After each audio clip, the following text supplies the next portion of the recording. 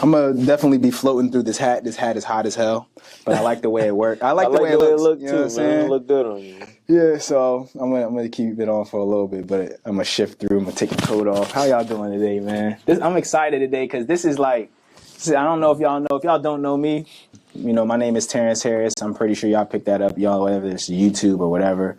But this is a very special conversation for me because this is like my best friend in the whole entire world up until this point, right? And I wait to have this conversation with him because I'm like, I mean, I could easily get this conversation, but I'm like, I wanted it to be meaningful. I wanted to approach it as like a creative person, just like in an artistic way. So today I have Berlin here. I'm gonna have him introduce himself, but I want to do one of those intros. I don't ever do intros, right? Right. So it's like this person has single-handedly like fostered so many people that I've witnessed creative spirit, bringing them to the awareness of like who they are as a person, what they stand for, what they heal into, and also finding that relationship with himself, right? Like I got to watch a college graduate work an entry-level job to fight for his dreams, you know, throwing the boxes at the warehouses and just traversing through different types of relationships in his life with his parents, to different women, to different friend groups, and I mean, facing his own trials and tribulations, just like really watch a person individually grow. And I'm saying all of that to say like, that is what is being produced in his art also. Not just struggle raps or victimization content. It's like making every single palette and every single experience something that's different that you can only receive in a world of experiences that can only be produced by himself. So without any further ado, I want to give y'all Smooth Waffle, you dig? Got them intros, yeah. I like that.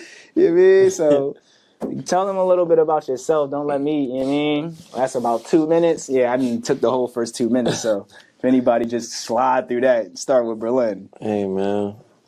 I'm Berlin, a.k.a. Smooth Waffle, formerly known as Marty N. Berlin. Yeah, man. Artist, producer, Renaissance man, engineer, and just most of all myself. And yeah, everything you just spoke on as far as just even in the intro, man, like just hearing that is just more of a reminder and a testament to what I've cultivated, but as well as I think everything I'm even working on right now. It just added on to that idea of like, yeah, bro, like you you made it this far into this space, but just also knowing like the dedication has always kind of become part of the path and just learning more about myself through the process, whether it's with people, work, life, etc. And it just kind of all came to this point. Yeah, I mean, when I first started being an artist, when I started being an artist, I looked at it like so singularly, like it wasn't attached to life or just like the basic requirements that it just seemed so separate than everything else going on in my life. And then in this chapter of my life, I'm learning that a lot of the best art that, you know, I've ever created or I've ever experienced, like came from people making concepts out of the things that they do in their real life. And I learned that firsthand, like through being around you. So like I like Kendrick or I like Tupac or, you know, you like famous people, but then to know someone who can conceptualize to that degree, that was like transformative for me because I just, you know, wasn't from that initially. So when did you start conceptualizing, like, I guess the way you felt or your environment and just being artistic in that capacity where you started conceptualizing stuff, though? Man, I mean, it goes back to even when I first started cultivating the precursor to Lost, which was Lost Fortunate with T.Y. Lee. And because it was at that time when I started to create the idea behind Marty and the zombie of my inner child. Like, and that's where it started, just based on my influences and the very things I always saw myself crafting in my own journey. Yeah, man. And I mean, me being a fan of music, and not just even hip hop, but just music as a whole, it's gifted me a palette of versatility, of musicianship and artistry that just always wanted to break past any ceilings of what was capable. Like, I always saw there always be many different ways of doing things and interpreting things. And I just always saw myself as that more of an in-depth artist because I'm just an in-depth person in the way that I think, There's too much complexity to this thing, man, but it helps to be able to just approach things in many different ways, even if it's outside of yourself, from a different perspective. It's not easy all the time, but it makes it fun when you can get to figuring out the puzzle and putting it together, Did you go to Doja? Did you go to Doja? Nah. Okay. I went to Passage. Yeah. Yeah, no, I only asked that because when you just first started talking about just the introduction to your journey and the complexities and the depths and the natures of where you conceive your ideas from, and I want to go into some of the characters in a moment, but something that like initially just bopped out to me because I know your background, and so I want to like hit real good topics in here, just depending on what place people are in their lives. And I'm already conceptualizing my titles and everything as I'm listening to you. It's like you come from a background where it's like you said, it's not just hip hop. You know what I mean? You delved into different palettes of music. So it's like, how did you do that? Because you know what I'm saying? Like with my limited scope or in my introduction in life, like my first memories of music was Special Delivery. That's like what, G-Dep? Yeah, man. Like my cousin would ride around in this gold That's a Camry. tough song, though. This is And day. yeah, you know what I'm saying? Like she would just ride day. around to Special Delivery. And then, you know what I mean? Especially the remix. That's what I'm talking about. Yeah, the remix. And then like DMX and then Cisco. Like these are the inceptions of my listening.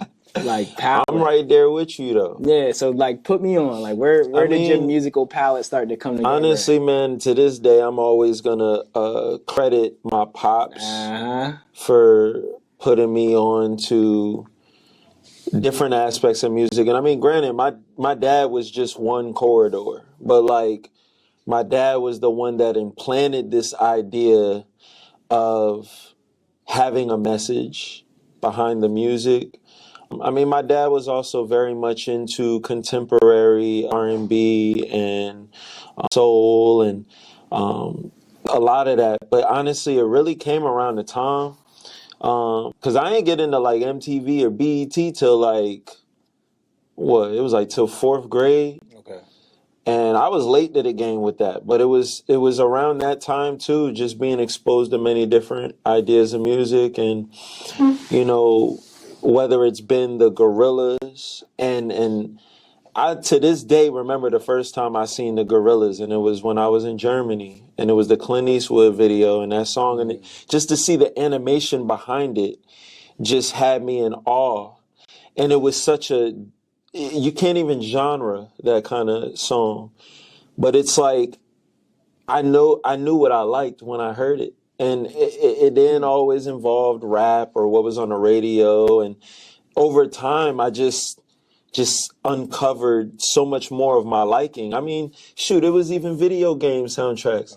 Bro, like, it might sound crazy, but, like, when I played Spyro 1, the first level of Spyro 1, I don't remember when the game came out, but, like, maybe, like, 8 years later, when I grew up, I started reflecting on that game soundtrack, and I started to cry because in some weird place in my mind, I was thinking I'll probably never get to play that game again. But that song brought back a memory of significance to me. And it's just that alone that strikes my heart chords, just thinking like, yo, like, whether it's the melodies, the harmonies or something, and sometimes it's even the image that comes with it. It's places in my life where this music really meant something to me. And that's where it really reminded me, like, damn, like, I really am a fan of just music, man, or sound. And sometimes just the colors or the ideas that come with it.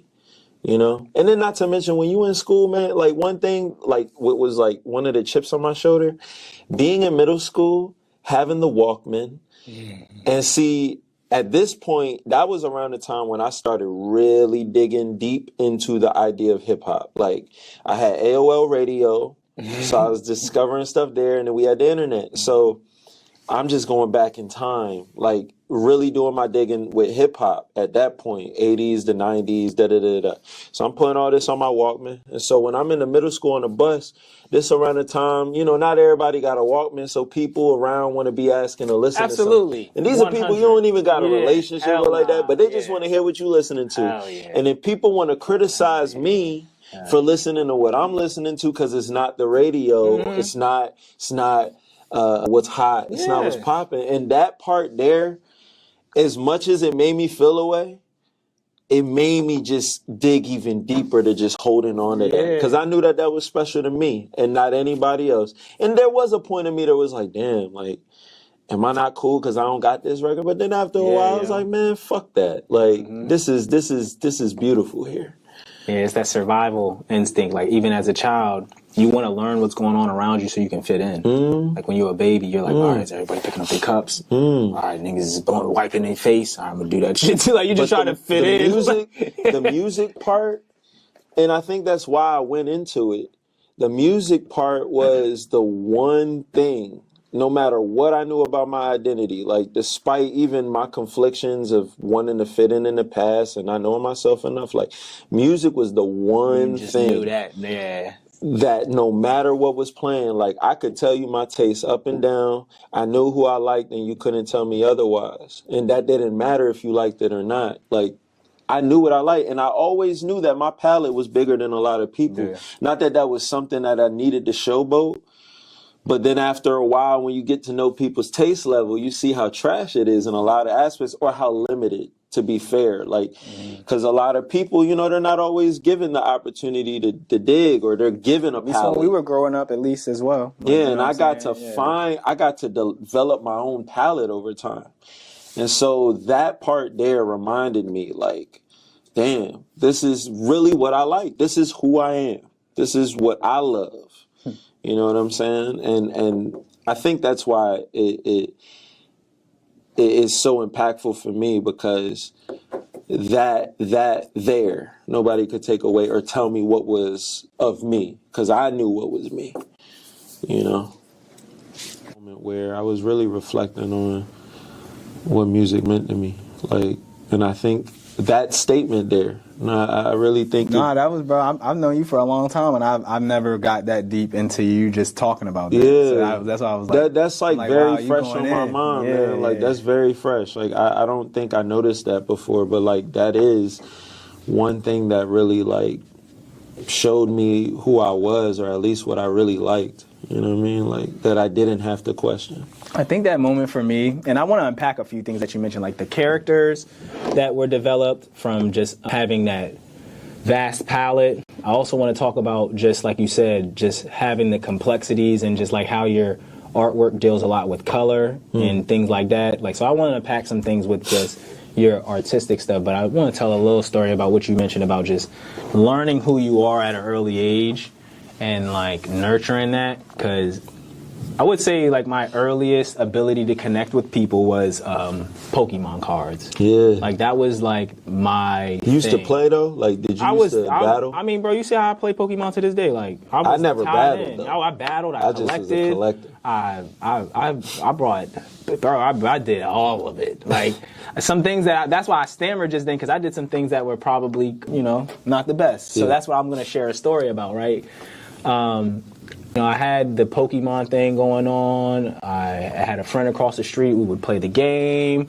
And, you know, I didn't have all of the latest stuff. Kind of like the opposite of what you just was mentioning, right? I didn't have all the stuff. And so, like, video game-wise, I wanted to play red, blue, or yellow. Like, I did not have it. And, you know, I used to go to summer camp, and then, you know, long story short. Boys and Girls Club? It was like Boys and Girls Club, but it was like... Did you ever go to Boys and Girls Club? No, not the one not in Uptown Newport News. Like, I used to go to this thing called, it was just called the after school program at my school. I used to go to Yates Elementary. Okay. So it was like a different, but you know, like all of these things are funded by similar people, but it was the same thing as YMCA. So I stole somebody's Charizard. First edition John. Mind you, this is 1990, so Charizard is the only card out. It's not as rare as it is today. Yeah. But the intrinsic value was there early on. Like, first. That's a good Pokemon. Bro. So. Especially as a starter. Oh my goodness. And I'm just like, 100 damage flamethrower card. I'm just like, I need it. So I stole that John from somebody. Like, so elaborately, though. It was like, I'm 6 years old and I so elaborately stole it. Like, I stole it. I stashed it in somebody else's belonging. I'm 6. I'm like 7. I stashed it in somebody else's lunchbox. So in the event that someone does find it, it's not me. I framed somebody. It was this day forward. They lined us all up, searched the whole everybody for this card because the person's parents came and said, "No, this isn't happening." Oh yeah. Right? Like no, like so.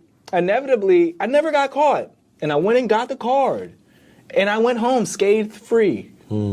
And that was the day that, like he said, that was the day. This day forward, right? Terrence Harris's life changed. It did though, because what it helped me recognize early on, I got home, my dad seen it, and he was like, "That's your Goodfellas intro, bro." That's like the writing, the little like narration, the narration of it, and then it's like you grow up, and then this you is the become time this I first person. seen somebody get their ass beat, and then this is the moment my life changed forever. Yo. And I swear, and that's why I'm telling you this shit, because it's these be the defining moments. Yeah. These be the defining moments. Yeah. So my dad seen the card, and he's like, "Why are you so geeked?" Like this is your father. No, not that he didn't see the value. He knows what he buys me. So he's like, "You're so fascinated with this. Why are you so fascinated with this?" And he's like, "This is a toy." So he's not, they're not super attentive to every little toy he buys me, but he knew, like, something's not right.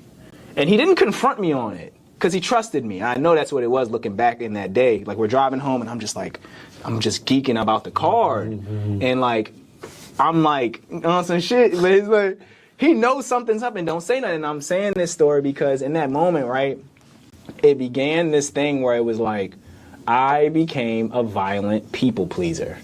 Like, I became a really violent people pleaser through What's a violent people Like, pleaser? I will do anything to make somebody else happy. Like, I will go to I've gone to some very disturbing lengths to try to fit in, right? So it's like, why did I steal this card? Because I wanted to be like the person. Yeah. So I brought the card right back to the place, not even a week later. I was so ready to get the acknowledgement for it. I fucking brought it right back to the place I stole it from. Did they notice? Absolutely. And I got caught. And then that's when it all came to the surface. And from that day, I just only got more elaborate. Like, and it like created this like really bad stealing thing I did for like 5 or 6 years. As a kid, I just stole shit. Because, my parents and a lot of things were going on in my life. But man, like, I wanted to fit in so bad, man, and I used to do some really bad shit to fit in. So I commend you for having that sensibility to just recognize like what was you at the time, because I grew into some other reasons. My relationship with playing Pokemon got a little healthier as I grew up. You know what I'm saying? I'm glad to hear. It got healthier over time. But at first, man, like I really have done I've damaged. I apologize to any of my childhood friends that have gone through the onslaught of me collecting Pokemon. I mean, I've stolen Game Boys, cards, packages, lunch boxes, beat motherfuckers up. I've done some. Yeah, I have gone through I have really fought for this Pokemon vibe, bro. So it's like, I apologize to everybody. And so that's just a testament of just like finding yourself, because it's like, it's not always pretty. And, sometimes you got to fight for what you believe in. And, You definitely fought for what you believe in. But I'm not commending for myself. I'm commending it for you. I fought for people. So just to move on from that initial point, right? I just told that story just because I wanted to just speak on fitting in. And I know it looked different for everybody. Yeah.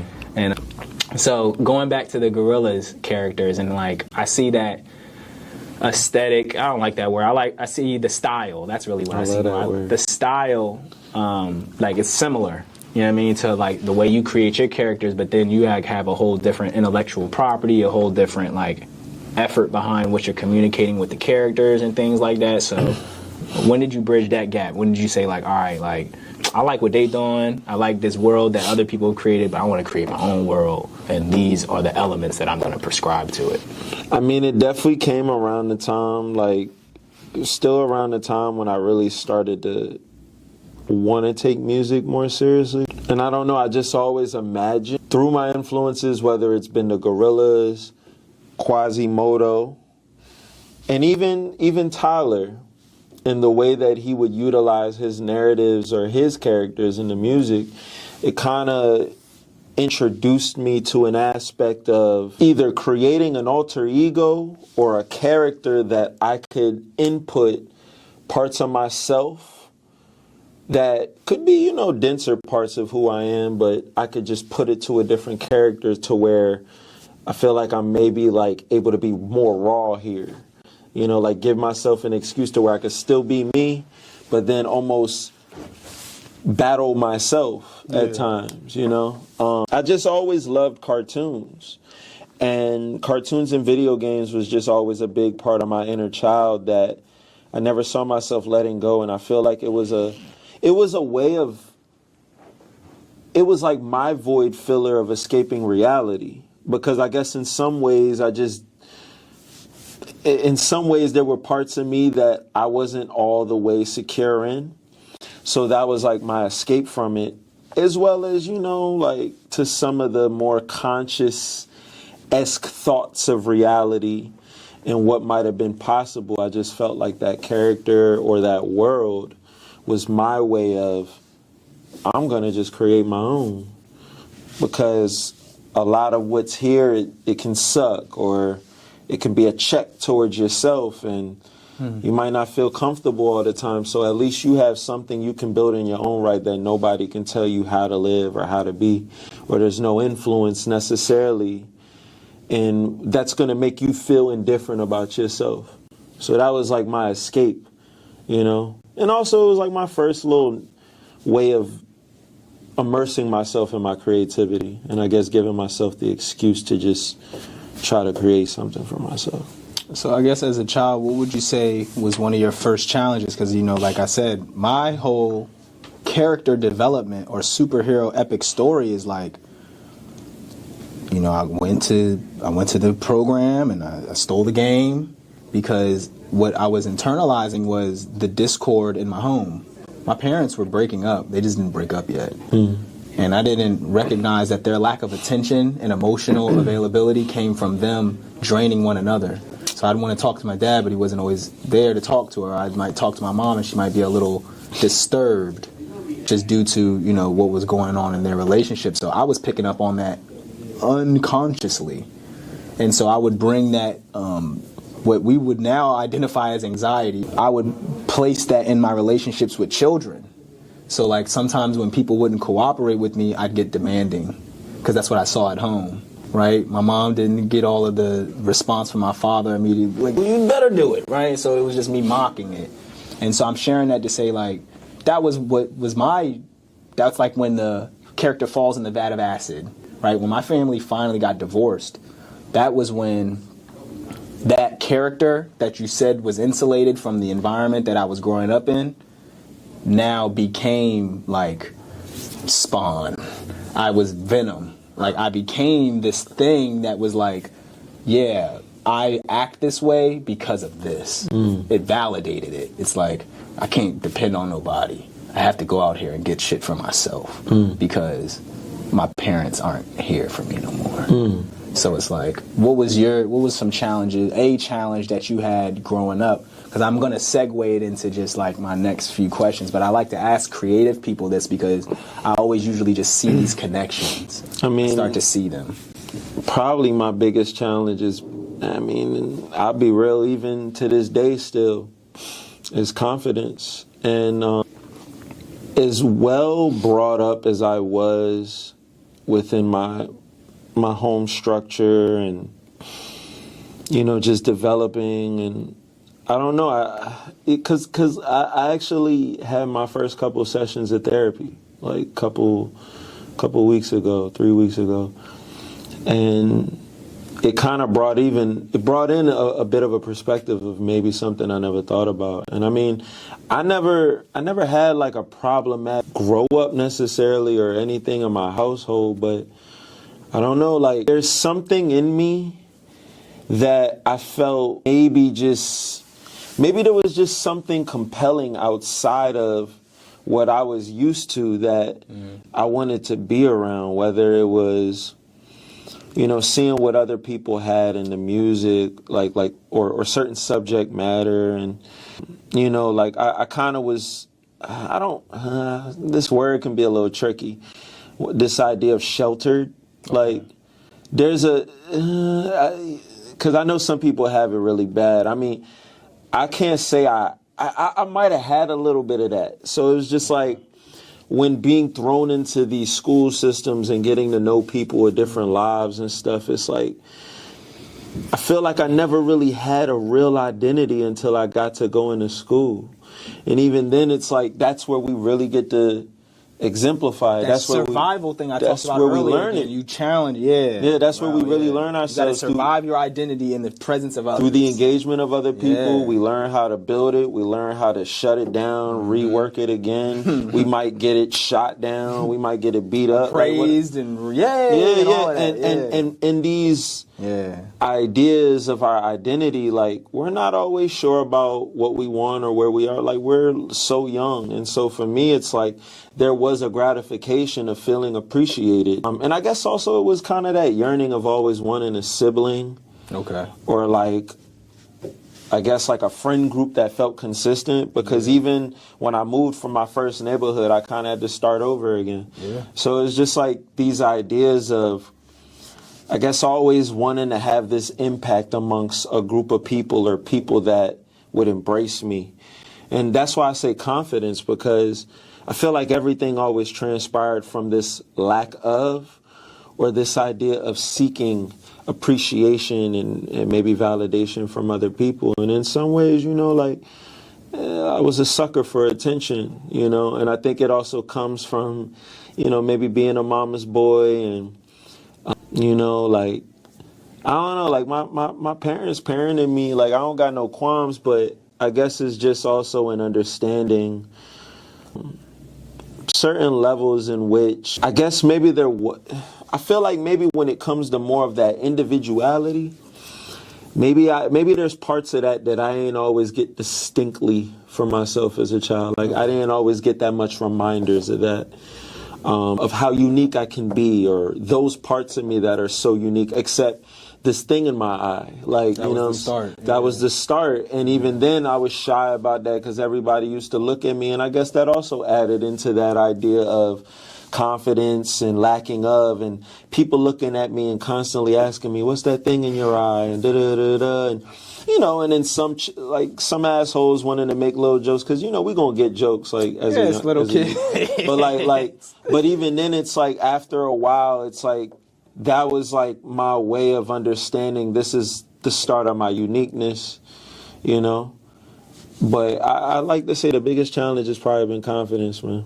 I love that. And like you said, I think that's a challenge that we all face, but we don't always be self-aware of. You know what I mean? You can go your whole life not being self-aware of the challenge of your confidence. I was listening to, like you were saying, I listened to therapy sessions, and then you know, I pick apart them Jones. And what he was talking about was being confident doesn't mean you're not allowed to have weak moments. So like you can be confident and then be like, can I do this? Or call somebody and be like, man, I need you to can you boost my confidence? Like, you know, it's okay to not be confident.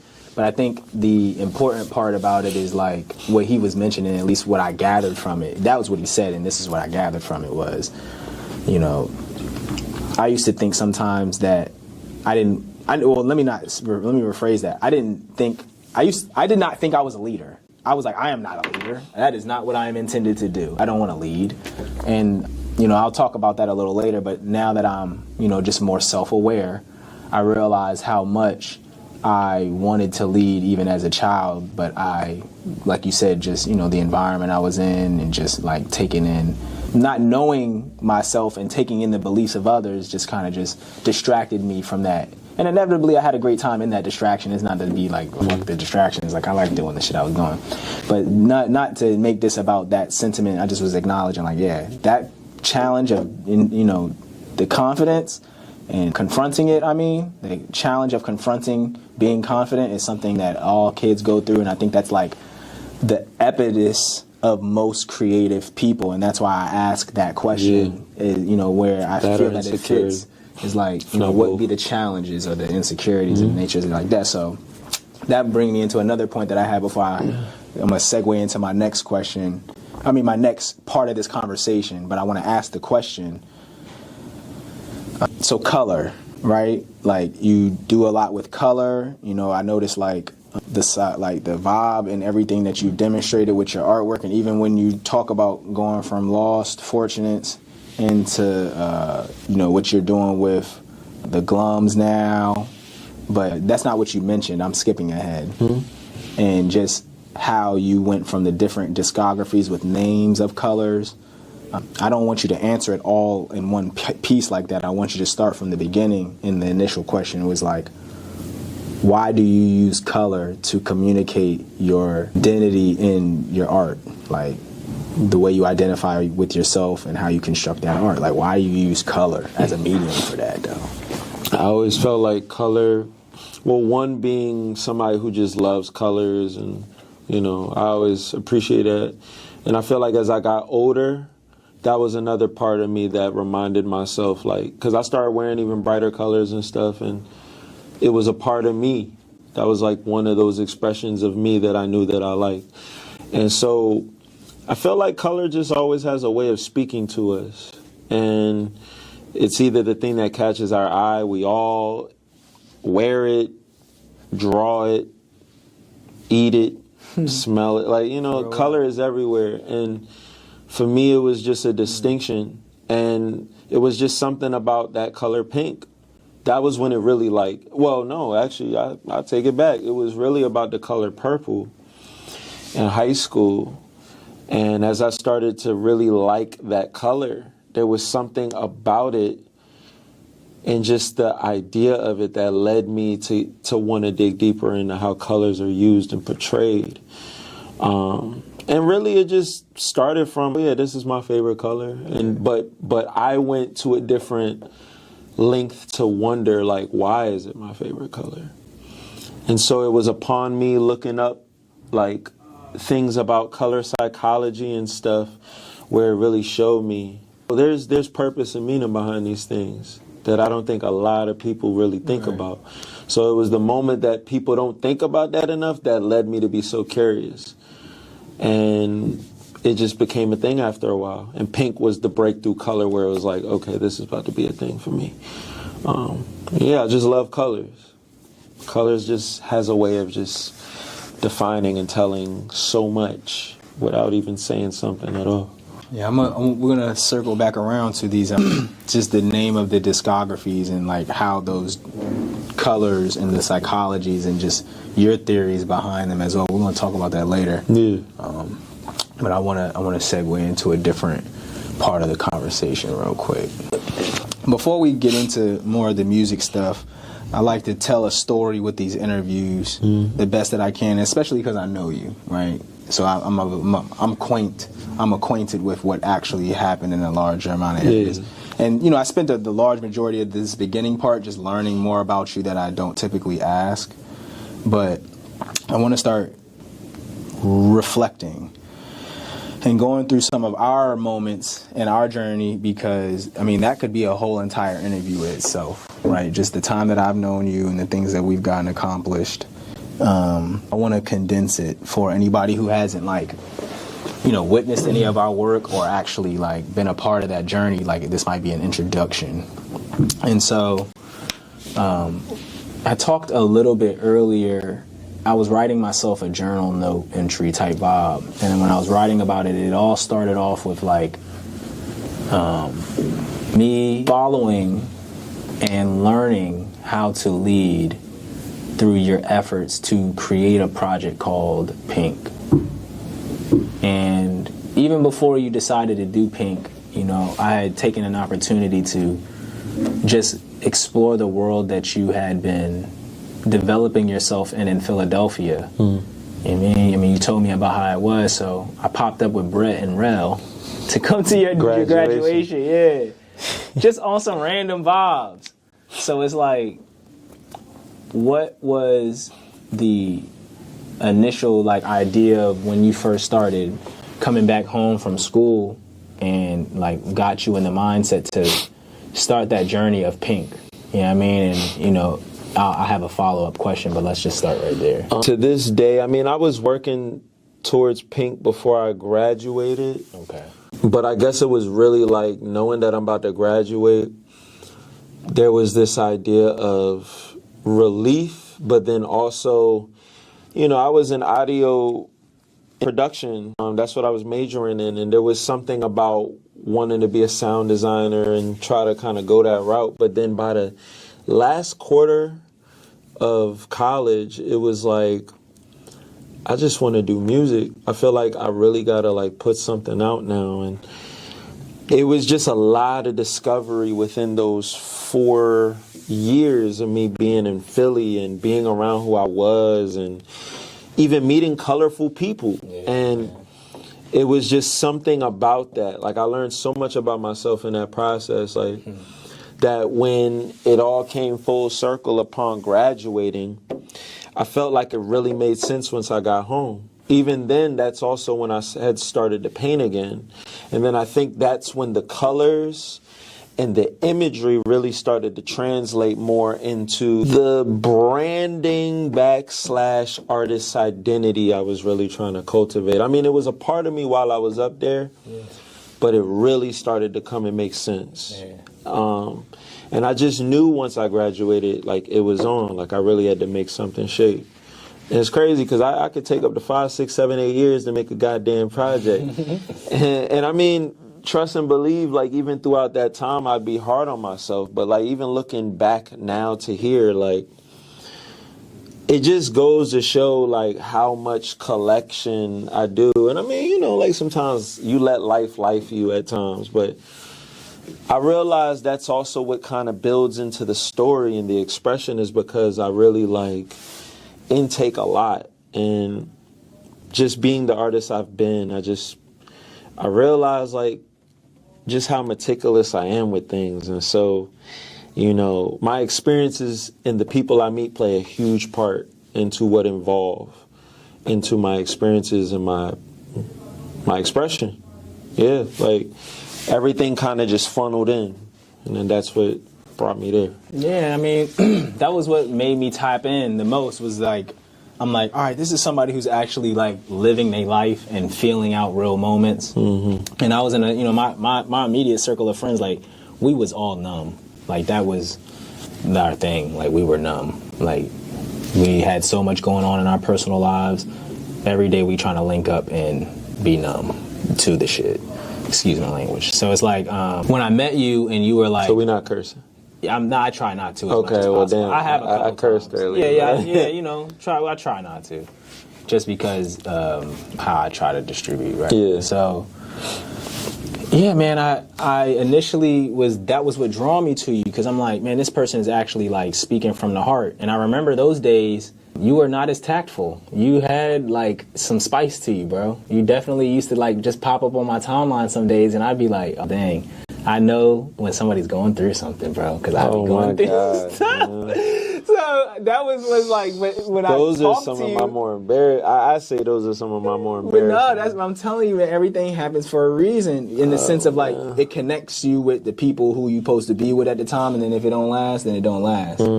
But that was when I was in an unsavory step of my life as well. As, you know what I mean? We just from two different worlds, but they came into opposite alignment, and those boom. are my cries for help, man. Bro, or all my of us. Cries for attention. You feel me? You feel me? So I'm like, okay, I see you, right? You talking my language, just from a different, you know what I mean, point of view, but I'm like, I get what you're going through. So I hit you up, I'm like, no, I see what you're doing with your music, bro. I see you. I get what's going on.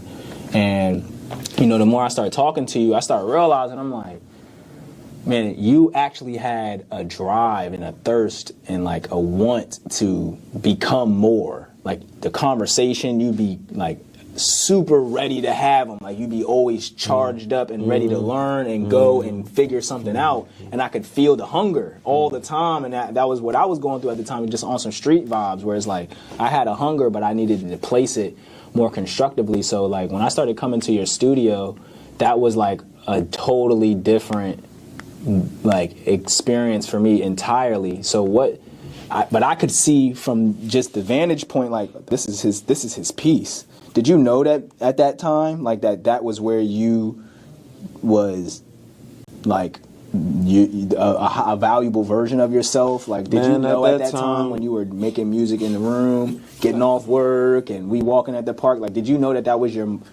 mode? Yeah. At that time, you couldn't tell me nothing as far as that I couldn't be that. Yeah. And like I couldn't be an artist. I couldn't do this because that was just something that really. I was finally able to express myself in ways that remind me who I am. And just that adoption and security that I felt from truly embracing myself after plenty of years feeling like so weak-minded and illegitimate of myself, it really felt like the cultivation, like, yo. So it was like, that was like my version of therapy then. And nobody could tell me nothing. So it was like, it's me. So it's like, it was fun. I was dedicated. Of course, at the time, I'm a lot more like, I felt like my ambition was so much more free because the lack of knowledge and just the idea of, oh, I got to be this. I want to do this, you know? So it was just like, yeah, I was so excited to just cultivate. And of course, my biggest goal at the time, based even on my influences, was I need to do this with my people. I want to be with my friends. I want to, and of course, there's a part of me just want to show the shit off, show it off. You know what I mean? So it's just like, yeah, man, it's crazy just thinking about it now, like where I was. And even to this day, I still think about that chip on my shoulder. Like, this is still a chip. Like, when I was in the gym around that time, well, when I was back home after graduating, and this one guy told me, like, actually, no, this might have been in 12th grade, actually, man. Okay. I was in the gym, and I had gotten to know one of the people there, and, you know, I told him, he just asking to get to know me. like, we're just getting to know each other. Like, he don't know nothing about me, for real. So he's like, what is your niche? And I'm like, my niche is music, or like creating music. And he's like, that's not your niche. And I'm like, why is it not? Like, and in his mind, I don't know if he wanted to purposely be the guy to make that be the push, or he just didn't feel it from me. But, you know, it was just like that to this day still, like, and it's different because I look at it with a different lens of maturity now, but like, just in my younger days, man, like, I knew what I was capable of, and I know that I had something that nobody else had, you know? And like I said, it just made me feel free. Like, just creating made me feel free, man. Like, I mean, that's how I felt about you at that time as well when I was working with you. And I'm just laughing a minute ago because I'm like, when you see us blow up, guy, from back in the day, you're going to be sick. You're going to be sick. Hey, man, I hope he's still in good spirits. Yeah, I hope he's physically still healthy because the boy was stacked. He was lit. He was stacked. But it's like, that's exactly what I saw. That's why I was with it, right? Because in my neighborhood or in my upbringing, it's all about being thorough, you know, being real and being authentic, right? And, you know, out of all I watched people, I watched people commit all types of crimes growing up, and I I knew how to categorize my role models, for better or for worse. Like, this person has the ability to inspire and motivate and move me, so I'll compartmentalize that in my mind in that capacity. And then so I met you, and I'm like, all right, yeah, he deserves space in my mind because he has the ability to convey what it is that he believes in wholeheartedly and stand on it. And it's like, and he doesn't got to sell drugs to do it. So I was like, that's ultimate. That's super commendable. And so the reason I mentioned that was because, you know, you said something super important, was like, nobody could tell you nothing. about that chapter in your life in terms of what you were going to get accomplished. Yeah. And everyone around you felt that. I could see, I'm like, man, this guy has leadership qualities. Like, you know, I don't want to lead. And that was always my sentiment growing up initially. Like, I don't want to lead. He's got it. And even at that point in time, like, not to cut you, but like even that part where you was even questioning your own values of leadership and back then, like, it was something that I felt like I had to embrace. But truth be told, I was still in a position where I was like, I don't know if I'm ready for that myself. I was just only leading myself. Real rap. And as I said, with wisdom and time, I can look back and recognize that. But at that time, it was like it's like almost like, it's like everything you say is like ahead of itself. So like you did Lost Fortunates, and then like while you were doing Pink, you were really living out the Lost Fortunate thing. And then like when you finally did Pink, and then we came to Philly, I felt like when you started doing Ultraviolet, that's when you got the cooperation you were looking for from Pink. It's almost like you're always like a step ahead of yourself. Damn, I mean, yeah, when you put it like that, because you knew even around that time, outside of you, I mean, what might have visually felt like it was lacking. Yeah, that's what you were saying. That was your goal. You wanted to bring people together. That was your thing. I mean, other than like the collaboration in the music, you knew at that time the things that I was like trying to envision or trying to do with other people, and at times I might have got discouraged based on what the results or the responses were at that time. But yeah. So it's like I always would recognize and that comes from a strong empathy too. I had a strong empathy as well. You know what I mean? Like, and that's why I'm with it. I'm like tied in. I'm like, y'all don't see it, y'all don't get it, y'all don't feel it. And yeah, you really was like the only one really. Yeah, like, bro, I was locked in. It, I was locked in with that because I'm gonna come to learn in a specific chapter in my journey that this is my superpower, right? But being around you, this is why I'm breaking into this part of our journey, because most people don't know us from this perspective, right? Like, so by the time like we start making merch, you know what I mean, and just being experimental, right? In the sense of like, I see the things that you're willing to create, and I'm in a space where I want to learn how to do something new. So it just was working out. And I remember this one day, it was me, you, Brett, and Mitri, and we were at, I'm not exactly sure whose house it was. Remember when we used to go to Ashton Green and go see Brett, and he lived with like some Spanish guys? Or something it was like Robert. That. Yeah. Oh, so he did live there. It was a moment where he was staying over there. Yeah. So I remember we were in the garage on the pool table. Yep. And I was arguing. I was like in my vestis, you know, just my vestive, just like, oh, I'm gonna argue with everybody. My points, energy. You and Brett, man. Yeah, we would just argue. Brett always with these strong points. Man. And so I remember telling him, I'm like, I remember just getting so upset about you one day about like, I just met him and I feel like I'm riding harder than y'all, and y'all supposed to be his guys. You know what I mean? And I remember that day because he was like, he felt slighted. Like, he was like, all right, man, fuck all of that other shit on the table. We talking about water and Sabi and just like other political dynamics, not something personal. And I attacked him because I was feeling myself. I attacked him that day. And I'll never forget that because Brett played a dummy in a lot of that's what I'm saying. He used to run it up. That's what I'm saying. These were so defining moments because I knew it was real because Mitri never get involved. And that day he got involved when he said, he was like, you know, he commended you on what you do, but he like revealed. And it was like, you know, that one moment the character in the group never talks, and then Mitri that was Mitri that day, and he was like, man, I'm not as confident as Berlin, like, and I'll never forget that. He's like, you know, like I respect what he do, but you know, like, we not to him in that way. We ain't gonna hop out and show our stuff. And I thought I could foster that, like, in everyone around us. Me too. You know what I'm saying? And I remember I had to just like accept. I'm like, I think that's what made me even be more inspired by who you were at the time, because I'm like, yeah, man, you can't get this everywhere, right?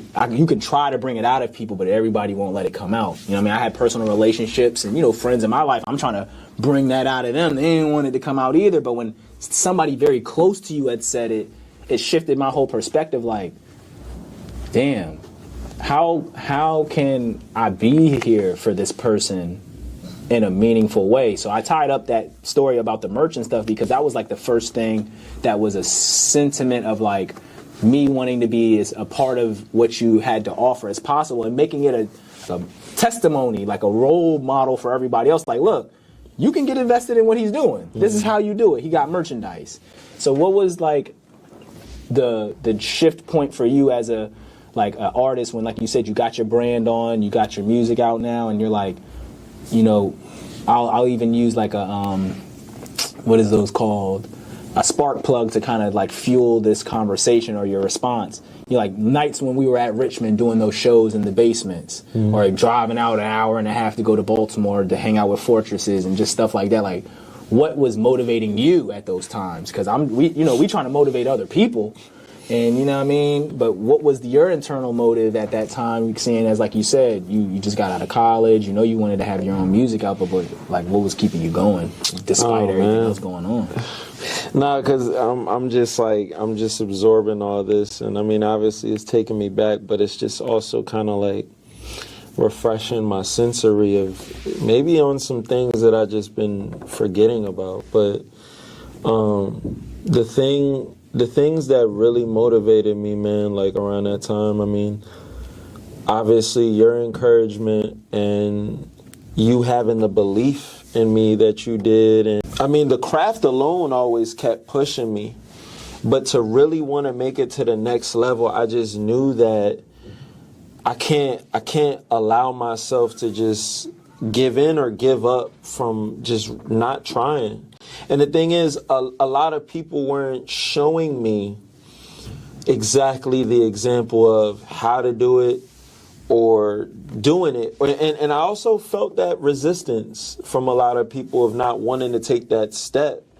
And so when I had the momentum of either having my own car or being able to drive or having this access, I was trying to do everything that I thought I could do that, you know, I haven't either seen other people do or that nobody was putting me on the roadmap to do. And, you know, I was just doing what came natural of what I would think we should be doing. Work, yeah. Right. Yeah, and of course, my biggest thing was exposure. Yeah. My biggest thing all the time was exposure. So even like, say, the Richmond Show, right? Like, and that's still one of my like highlights of just my life, because anything that's related to Virginia is going to always be my biggest highlights, only just because it's home. So yeah. I remember we came up there like 12 something deep. Like, it felt like that. Like, it felt like we had the whole entourage, and everybody about to spill their guts out on the stage. Yeah, like, but that just speaks to the testament of what I really wanted to see for everybody I love and know. Like, because everybody's demonstrating their uniqueness and their prowess, and everybody got potential. Mm-hmm. Like, everybody has potential, whether it was for them or not. And so getting to be a bridge of that, because again, it goes back to that part of my confidence and me just always wanting to have a family outside of my mom and dad. Yeah, bro. And I don't know, like, I guess being an only child kind of does that. And you know, I have friends, and obviously y'all... You still want to have your own peace and your own, self... It's that idea of having a group of people that you can genuinely live your life with, that you can always trust and be safe around, like, be yourself with. And I guess... And grow. Like, you don't want to just stay in that condition. You want to grow together. Definitely. Yeah. And so that idea of y'all embracing me for who I am. I mean, because the thing is, even as shy as I might have been with anything else, I know when I really get to know somebody, they're going to get to know the true me. Like, so y'all were embracing that part. And so that's just another charge. Anything that was like seeing me for me, embracing or appreciating what I was doing, and was down for the road or like down to see what it was, that just kept the battery going. You know what I mean? And it's just those times that remind me, like, if I can have, like, my friends who never got to see this part of me, but we get to do it together, like, that meant the most. Like, because that was always, like, my dream even when I first started. Like, being so heavily influenced by Odd Future and stuff back then, I used to always envision all of us being able to try to be that collective in some sense, or this person does this person does this. Like, we're not all rappers and musicians, but like, this person does this person does this, that. And then we're just already all good with each other. I mean, granted, life happens, things can, who's to say, but like, it's just that idea of we all have a place to be ourselves and try to go somewhere where we could all assist one another. You know what I mean? And just at that time, I just saw such fruition in that because it was home, you know? But yeah, all that motivated me. All that motivated me on top of exposure. The biggest thing was just trying to be exposed because I knew what was there, no matter where the skill level was at the time. And even then, I was still pretty skillful, but like, I knew I possessed something that was different from everybody else, no matter the comparisons I got. Like, I was still unique.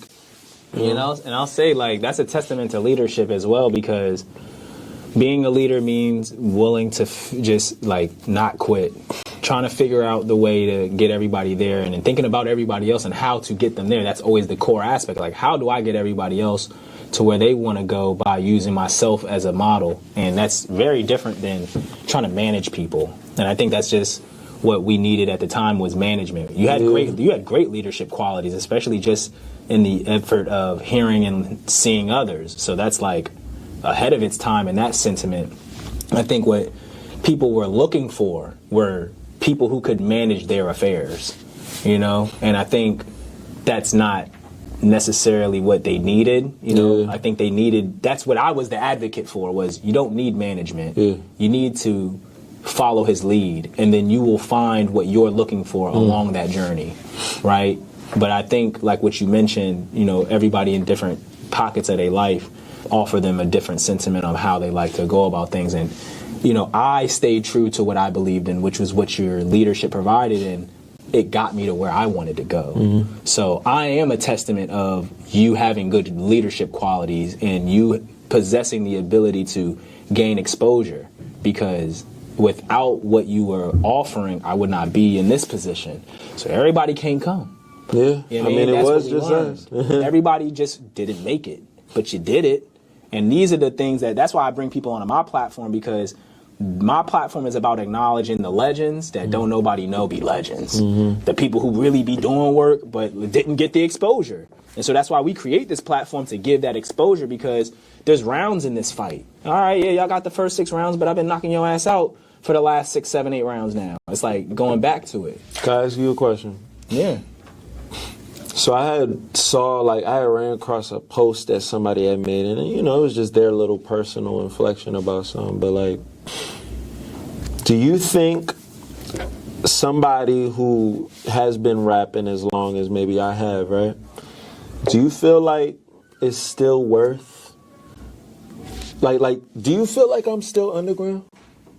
Underground. Like. Better yet, do you feel like somebody who might have been working 10 plus years to be by the age of 30, do you feel like it's still worth, like, them trying to input themselves out the underground rap scene?